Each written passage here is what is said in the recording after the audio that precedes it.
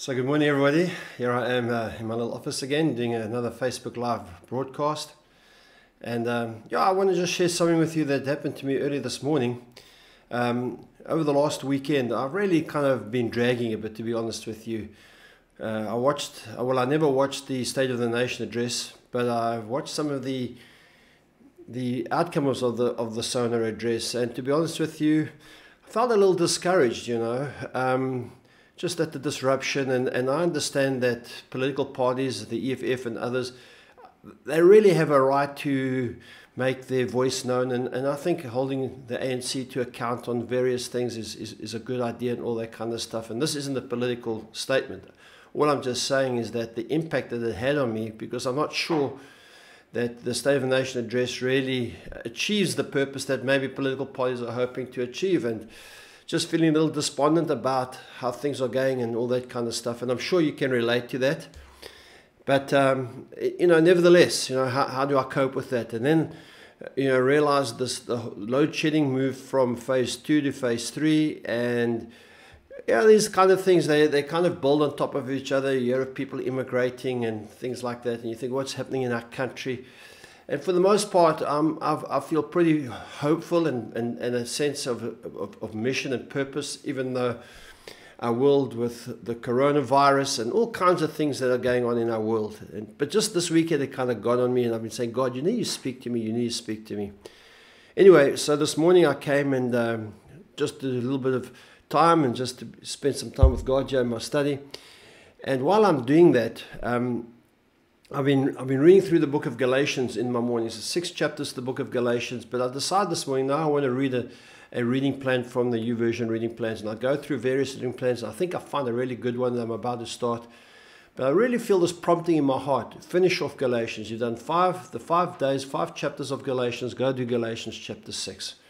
So anyway, I do it, and I realize that Galatians chapter 6 and kind of the first 10 verses or maybe some of the best verses in the Bible, some of my favorite verses in the Bible.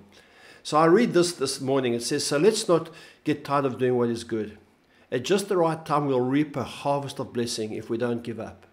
Therefore, whenever we have the opportunity, we should do good to everyone, especially to those in the family of faith. And as I said, I've been asking God for a word. And just help me through this current sense of despondency about our country. As you know, one of my missions is to fully embrace the human experience, to be immersed in this gift that God has given us to be human beings, to be connected to Him, to have a divine purpose. And, when you go through these phases of despondency, the temptation is to digress. The temptation is the gravitational pull is to become complaining and moaning and to kind of miss your divine purpose.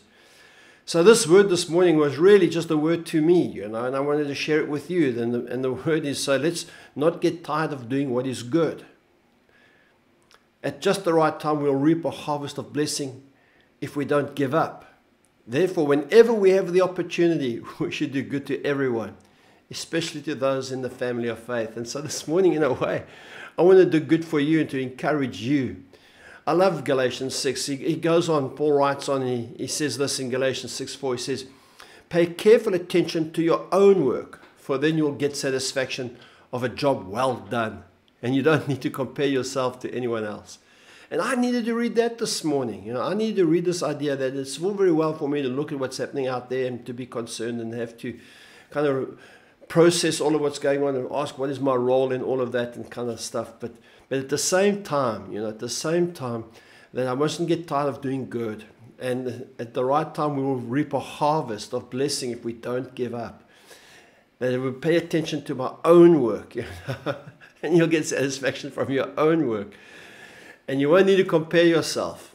You can please go read the first 10 verses of Galatians 6. He goes on to other stuff. He says, restore people who are broken. Take responsibility for your life. Support those who preach the word. He says, God is not mocked. You'll reap what you sow. So I want to encourage you this morning and to start this day. I'm about to leave for church in a few minutes. And pray that you have a really good day, a really good weekend. If you have been thinking about skipping church, maybe you should think again. Maybe God's got a word for you there as well. So let me finish off again with this word. It says, so let's not get tired of what is good. of doing what is good. Let's not get tired of doing what is good. At just the right time, we'll reap a harvest of blessing if we don't give up. Therefore, whenever we have the opportunity, we should do good to everyone, especially those in the family of faith. So I'm going to be praying for you today that this verse will strike you and do something in your heart. And hey, I hope that you will pray for me, as we process the load shedding that's going to come at my house 15, 10, and 12. But the good news is, hey, I may get to watch the cricket this afternoon. So thanks for those of you who've been online and for the thumbs up. God bless you.